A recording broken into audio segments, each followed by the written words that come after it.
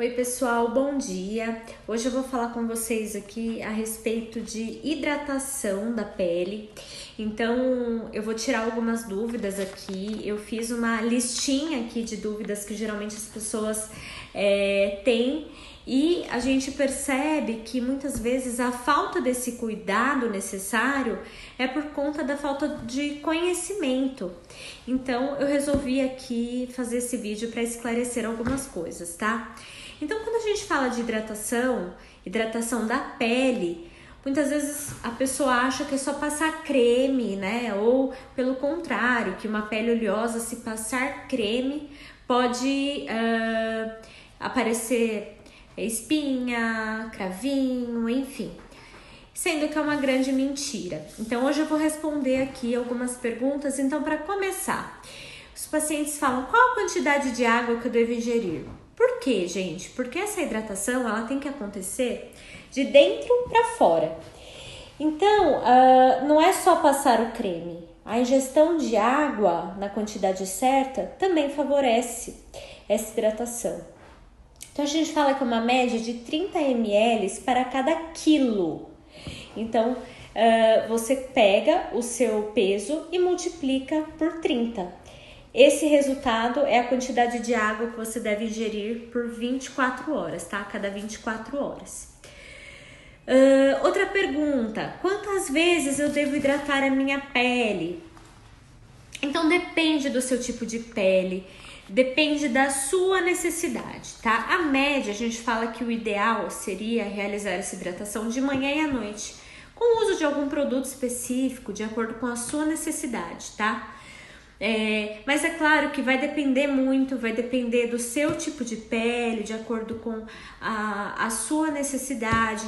Muitas vezes essa hidratação aí durante o dia, a gente fala o paciente que não usa maquiagem ou que tem esse tempo, às vezes ele consegue ir fazendo uma hidratação até com água termal mesmo, fazendo a reposição de alguns nutrientes, tá? Mas o ideal seria de manhã e à noite. Se você fizer essa hidratação só à noite, já é um avanço, porque tem gente que não faz nunca, tá?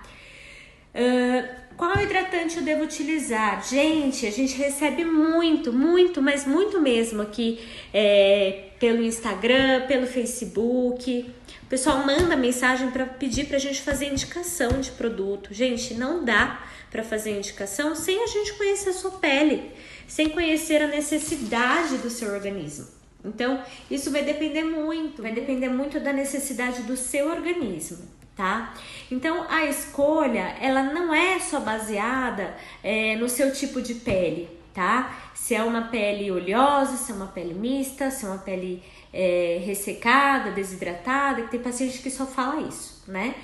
Na verdade, a gente precisa fazer uma análise da sua rotina, de como que você cuida dessa pele, da sua disponibilidade de tempo, se você toma sol, se você não toma sol, se você fica exposto à luz fluorescente, à luz do computador, fototipo, então, a coloração dessa pele, né, como que ela se caracteriza mesmo em relação à quantidade de melanina, né, que a gente tem uma tabela que a gente consegue fazer a classificação desse fototipo. Então, tudo isso vai influenciar, tá? Se o paciente toma alguma medicação, se ele faz algum tratamento, se ele tem alergia a alguma coisa, enfim. Então, depende todo de um histórico, tá? Mas essa avaliação, gente, é essencial, tá? Porque uma boa hidratação faz diferença. Outra coisa, né? Outra pergunta. Hidratante deixa a pele oleosa? Causa acne? Muita gente pergunta isso e fala, chega aqui, a gente pergunta, né, quais são os cuidados da pele. Dependendo, um ou outro fala que usa protetor solar. Mas muita gente fala, não, eu nem uso, não cuido, não tenho esse hábito. Ou, não, eu não passo porque eu tenho acne, eu tenho a pele muito oleosa, se eu hidratar vai piorar. Então, o que acontece? O que vai influenciar no aparecimento da acne ou na exacerbação dessa oleosidade dessa pele é a base que se tem nesse creme que você está utilizando. O que significa isso? Feitos à base de óleo. Então, esses produtos que são realizados à base de óleo, que tem óleo dentro dele, eles vão deixar a pele oleosa, tá? Qual que é a diferença, gente? Quando a gente fala de hidratação, a gente fala de reposição de água. Então, não é sempre que a gente vai fazer reposição de água e a gente vai incluir nessa reposição de água o óleo. Então, tem essa diferença. Então, não, isso não é verdade, é mito, tá? Desde que você escolha o hidratante ideal para a sua pele. Então, tem hidratantes aí que são hidratantes livres de óleo e são extremamente seguros com com relação ao aumento da oleosidade, tá? Outra coisa que as pessoas perguntam: devo hidratar a pele do rosto da mesma forma que eu hidrato o corpo? Não, gente, de maneira alguma, tá? A pele do corpo ela é mais espessa, ela é mais ressecada, ela precisa de um cuidado maior. Então, tem algumas regiões do nosso corpo em que a gente observa um ressecamento muito mais importante. Então, nessas regiões, acaba sendo mais importante a gente fazer uma hidratação mais profunda. Acreditem, tem muitos pacientes que usam o mesmo creme do corpo no rosto. Então, eu tenho pacientes aqui que têm a pele muito desidratada, muito ressecada, e vem aqui e falam: não, eu uso hidrato, qual hidratante que você usa? O mesmo do corpo. Então, eu uso a marca X no corpo, que a gente vê ali que tem óleo, que tem glicerina, que tem manteiga, que tem bases oleosas, e acabam utilizando esse mesmo produto no rosto, tá? Isso não é indicado, gente. É importante que seja feita essa separação, tá? Um creme para o corpo e um creme para o rosto. Lembrando que é extremamente importante esse cuidado com o corpo também, essa hidratação com o corpo também, tá? Principalmente nesse calor que a gente anda enfrentando aí. Muitas vezes a gente não nota esse efeito de não hidratar imediatamente, mas esse efeito ele pode ser tardio, pode aparecer no futuro, e aí é muito mais difícil da gente tratar. Eu falo que a prevenção é muito mais fácil, é muito melhor do que o tratamento, tá? Outra coisa, os nutricosméticos auxiliam na hidratação da pele? Sim, pessoal. Então, hoje, a esteticamente comprovado, é tudo baseado em ciência mesmo. Então, a gente observa que os nutricosméticos, eles têm ganhado espaço muito bacana nessa área da estética, tá? Da dermatologia. A gente observa que isso é fundamental. Então, tem alguns ativos que são ricos em colágeno, beta-caroteno, a nossa queridinha coenzima Q10.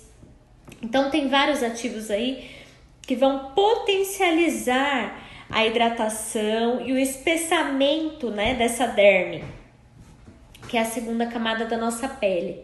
O que acontece? Eu sempre falo, a nossa derme, né, a segunda camada da nossa pele, ela tem que ser gordinha, né? Quando a gente é jovem, a gente tem uma quantidade de ácido hialurônico, de colágeno, elastina, água, uma quantidade muito boa desses itens, desses nutrientes.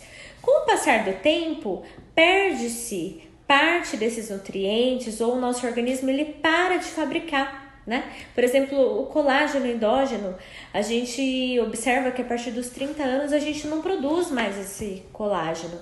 Então, essa derme, que seria gordinha, rica em nutrientes, ela começa a ficar fininha.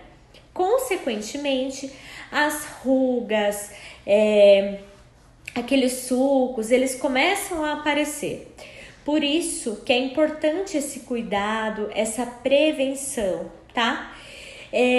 Para finalizar, uma outra pergunta aqui que as pessoas fazem: o suor ele atrapalha? Porque tem gente que acha que o suor ele acaba atrapalhando na hidratação da pele, tá? E Isso é um problema que a gente observa muito com pacientes que têm pele acneica, né? Tem aquela pele muito oleosa, tá?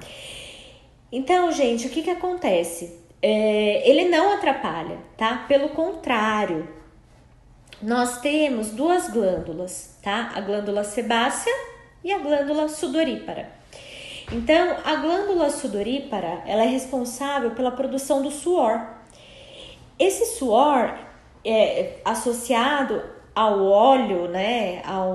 A quantidade de sebo, a gordura que é produzida pela glândula sebácea, forma-se um manto hidrolipídico. Então, é a junção de água com gordura, tá? Isso acontece, está presente na nossa pele. Isso serve como uma barreira protetora para nossa pele. Então, forma-se como se fosse um filme mesmo e ajuda a proteger a nossa pele contra a perda de água mesmo. Então, protege contra a desidratação. É claro que tudo que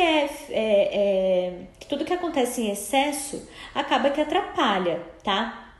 Então, é claro, se a gente tem uma quantidade muito grande da produção de sebo, de suor, acaba que não vai trazer um resultado muito bacana, tá? Mas o que a gente percebe é que tem gente que retira de uma maneira assim exagerada. Então, tem gente que faz esfoliação todos os dias, 2 vezes ao dia, esfoliação em casa mesmo, e acaba prejudicando esse manto hidrolipídico, né, que funciona como proteção. Então, o suor, ele não é prejudicial, tá? É claro que tudo que é em excesso não é bacana, tá? Mas de maneira geral, o suor ele não atrapalha. Então, pessoal, é isso. Espero que eu tenha conseguido esclarecer algumas dúvidas, espero que eu tenha conseguido ajudar algumas pessoas. E até a próxima. Bom sábado a todos!